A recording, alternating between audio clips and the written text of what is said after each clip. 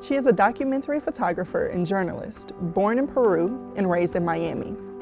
Her compelling and intimate images of community life, activism, and protest in the American South have appeared in the New York Times, the Wall Street Journal, and other national publications. And she lives right here in Memphis, where she works as the visuals editor at MLK 50, Justice Through Journalism.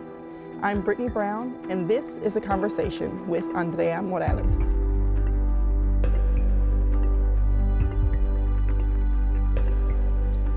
Andrea, I'm so excited to be here with you today. I'm so happy to be here with you, friend. How are you doing?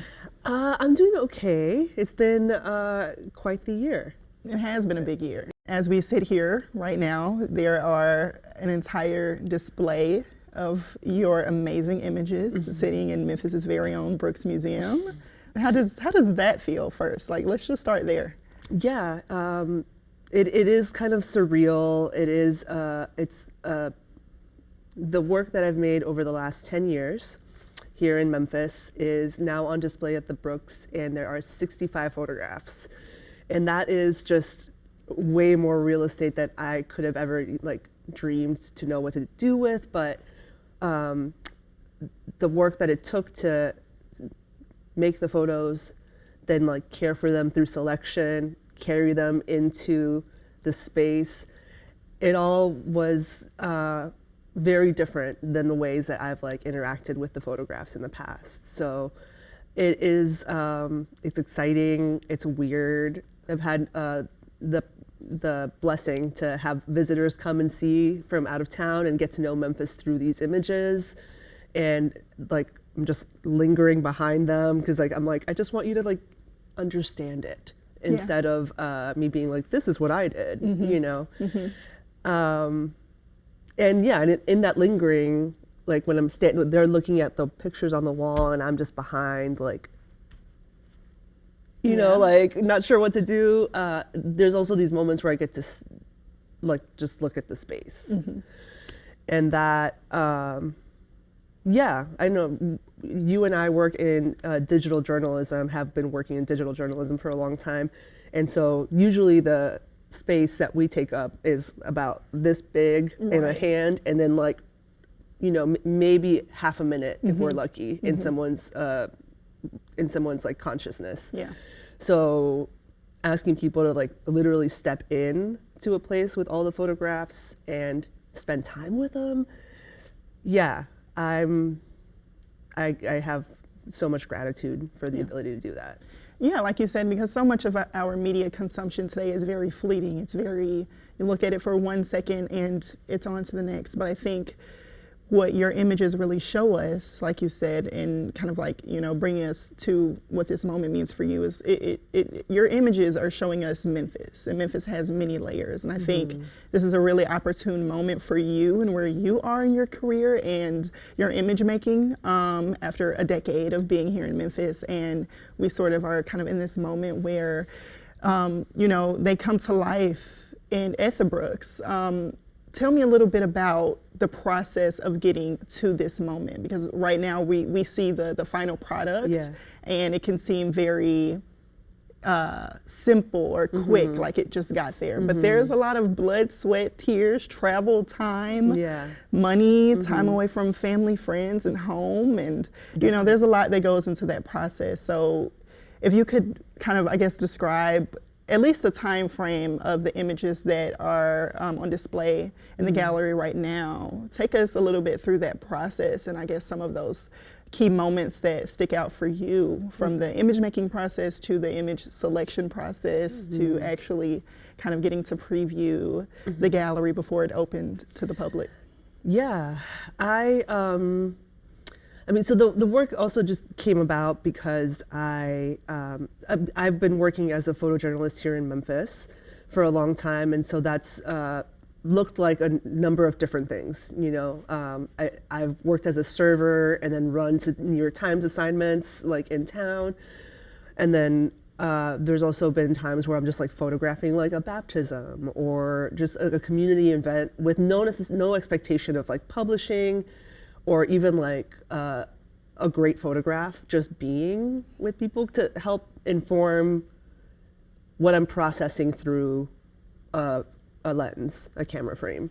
You know, like the rectangle that is my viewfinder is like this place where I can just sort of really like focus in for me as like a processing tool for the world. And so like part of moving to Memphis and getting to know Memphis was photographing Memphis.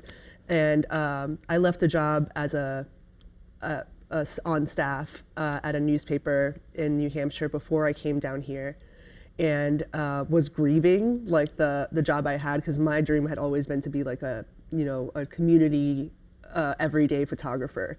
You know, just be there for someone's like kindergarten graduation, for their high school graduation, I don't know, just like following that timeline to me is deeply satisfying, like a beautiful way to live. And so I was really grieving and mourning the fact that I had left that job, that I'd lost like the ability to like just be constantly obligated to attend every parade, every like, pancake breakfast. I miss that kind of like energy. And so I came here kind of trying to recreate that in like a very selfish way initially, but then Memphis being what it is, Memphis being like the generous, beautiful, warm place that it is, like became a home for me, that then I like just kind of lost myself in making photographs here. It was how I met people. It was how I connected with people. It's what I had to. I mean, I was very broke for a lot of this, so it was what I had to offer to people who had given parts of themselves to me, because I could give back to them through like showing them that this is how I see you, and this is like what I think is really cool and beautiful and magical about you. So like that's what like is happening, I think, in the rectangle, and then that's what happens to the rectangle in Memphis. In the midst of all that, I'm also having to like pay my bills. So picking up random assignments, and because I've been at like community events, it let me look at assignments where you kind of come in, particularly as a photographer, you get tapped in after reporting's been done, or like you're working on a story that's like a follow-up to like a deeper story. So you don't get to choose where you come in sometimes as a photographer. But because I was informed in the practice, I'd sort of like jerry-rigged for myself here, of like being present, being just like there, being like there to serve as someone who can both document, remember, and see.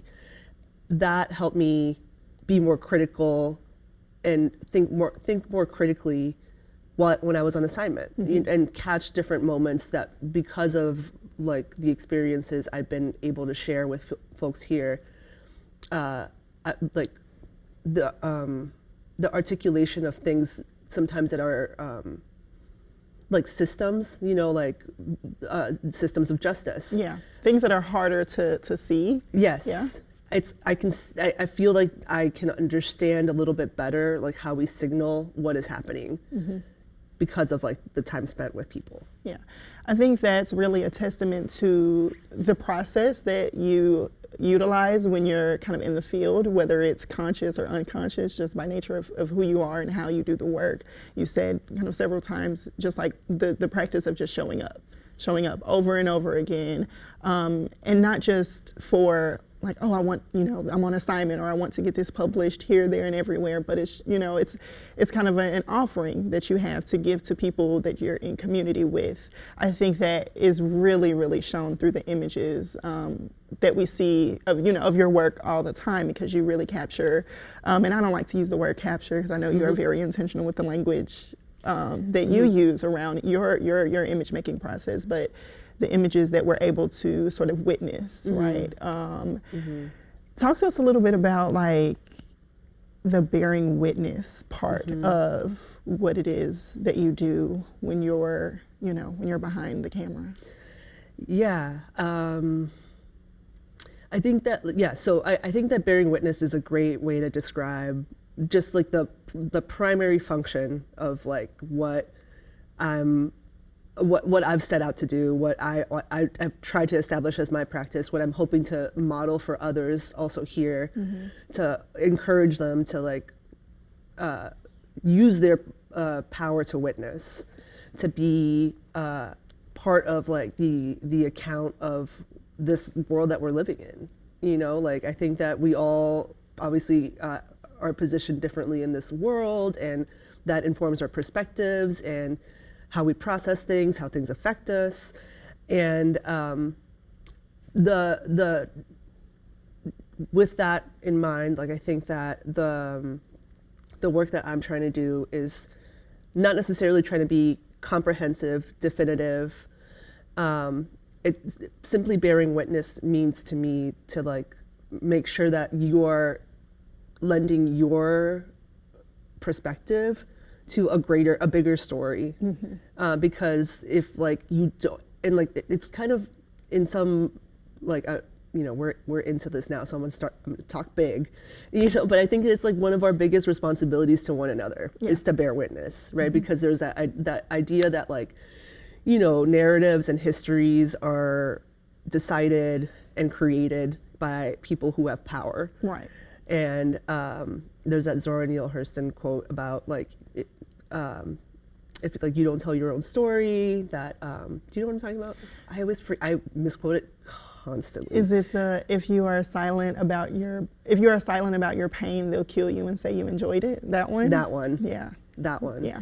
Yeah, that to me like has been like a really informing notion. You know what I mean? Because people will be like, oh, look at all of these people, like look at all these folks not suffering, and that's what will get passed on to the future. And so I just want to make sure that with like the processing skills I have, the resources I have, my camera, photographs I can distribute, that I can lend to bearing witness in a tradition of people who have bore witness in Memphis against many odds. Yeah.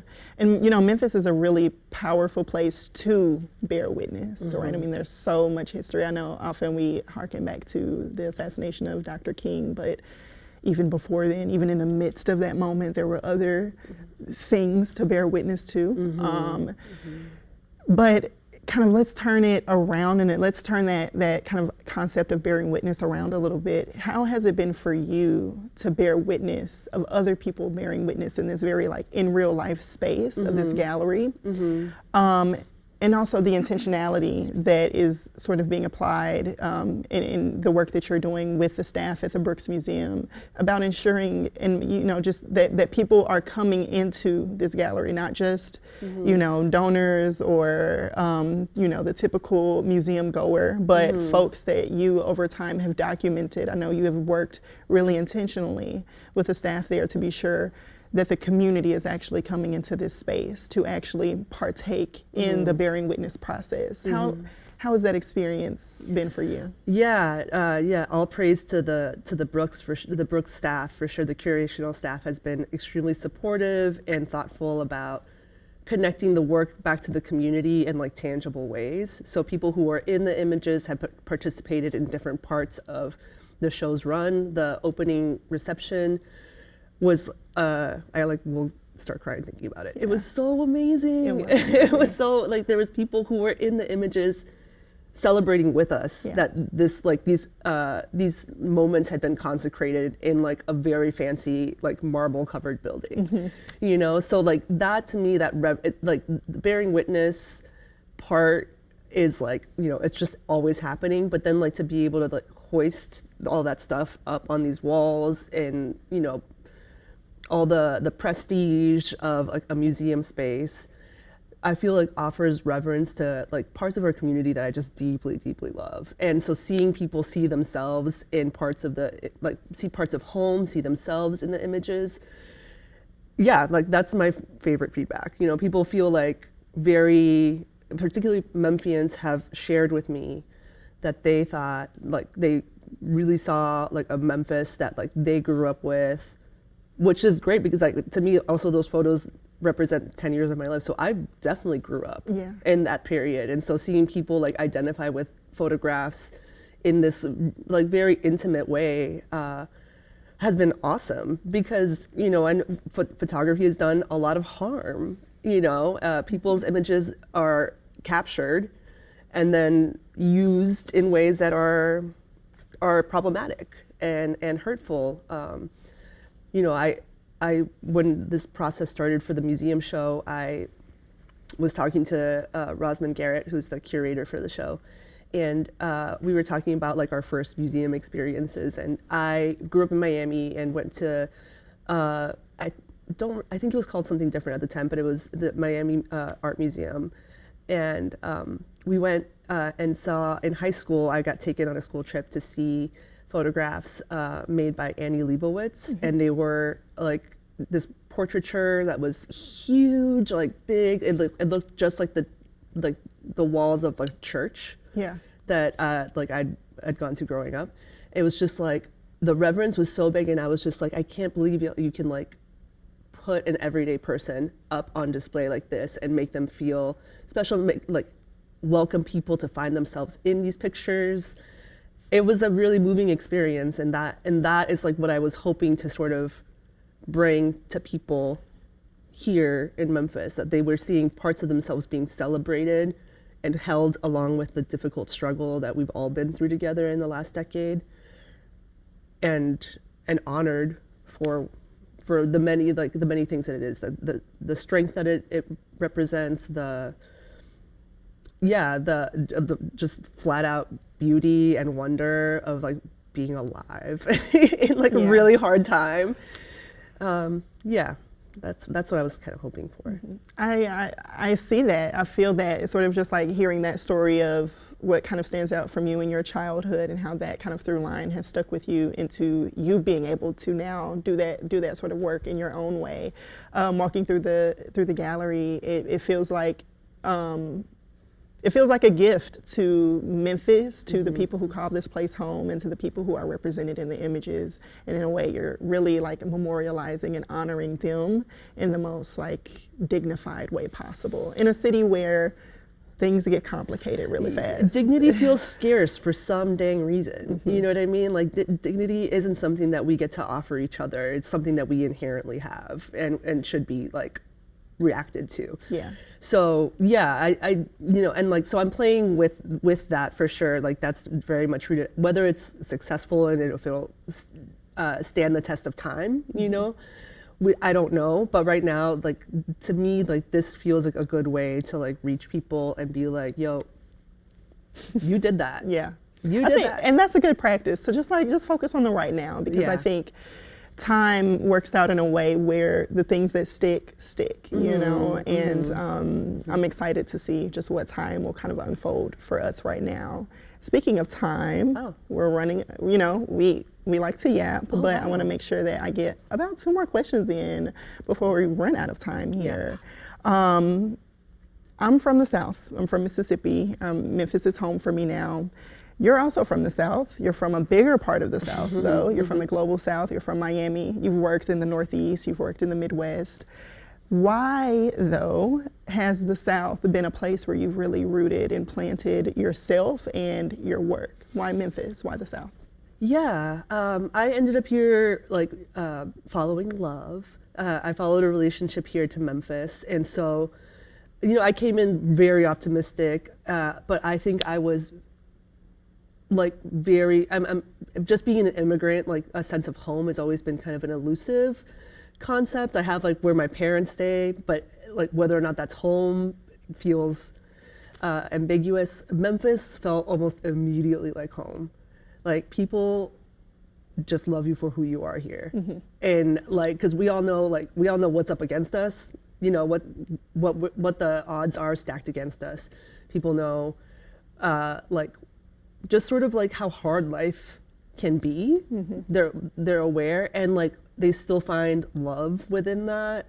And I think this is like a, you know, my idea of like what Southern hospitality looks and feels like. You know, it's like people who've been through a lot of hard stuff, but still find a way to make you feel welcome and seen. Yeah. You know, and so like that totally radicalized like the way I mean, and I moved here in 2014 also during like the beginning of, in the wake of Michael Brown's murder by Darren Wilson, and in Ferguson, and like, you know, it was just to be cared for like the way that Memphis cared for me when I first arrived, despite how hard and ugly stuff was. I feel like showed like showed me that like things could be different, including like the way I had been even making photography up until this point. So like I mentioned earlier, this place really raised me in a lot of ways. Like I've made a lot of mistakes and survived, thankfully. You know, I've made a lot of beautiful relationships and I'm better for them. You know, I've lost a lot of relationships and that was really hard. And like through it, like Memphis is like kind of always there. And it's like definitely the people, definitely the place, definitely this like aura of history and like reality of like the problems that we haven't resolved across history. All that stuff is just like very present, and Memphis is just like a deeply present place. And I think starting here and then getting to know different parts of the South from here, like I don't know, it helped. I can't say that I know like Mississippi as well as you do, even though I did spend a lot of time there. But at the same time, like I feel like coming from Memphis helped me love Mississippi. You know, coming from Memphis helped me love parts of Alabama. Yeah. No shade to Alabama, but I'm not gonna go say I love Alabama when KIV's right there. Yeah. Yeah. You know, leave the Alabamans alone. Yeah, love you you, know- love you, Bama, Birmingham, Montgomery. But you know what do you hope and imagine and dream for yourself, for your work, and for Memphis? What do you see on the horizon for yourself, for your work, and for this city that has given you a place to call home? I feel very, very, very blessed to be where I am right now. Staying in photojournalism is not easy, especially in like the media landscape that we are both in. And thinking about who are going to be the storytellers that can do something like or hopefully even better than what I've done. Who are they going to be, you know, and how do we make sure that this tradition of bearing witness and still finding like ways to connect through that, like who's going to carry that? And so I'm really interested in trying to like, I'm hoping that like there was a school trip to the Brooks and that a school child, you know, maybe an immigrant, maybe someone who is definitely not like traditionally represented in working media, to see that and be like, I could do that. Yeah. You know, like that's crazy. Like I noticed this thing about, you know, the Southern Heritage Parade the same way she did. You know, like I could maybe do this. And so like they could like, and you know, through our work at MLK 50, I'm really hoping to like also just cultivate more people who feel free enough to process this very hard world through something that I think is very beautiful, like photography, something that can, or visual storytelling. It doesn't even have to be photography, but just the way that we can see each other can be like the thing that helps us get free. And what you're talking about truly is a legacy. Like you're hoping to build a legacy of people, of young people specifically, who feel like they can kind of follow in your footsteps and other folks' footsteps that you're also following in, to document, to process, to give gratitude, to ponder on just like this world. And Memphis is really a microcosm of the world It is. that we're, you know, living in. If you had just like one piece of advice or a call to action for the youth, for the kids, for the babies, what would that be? You know, just about the importance of documenting what it is that we see and are living through every day.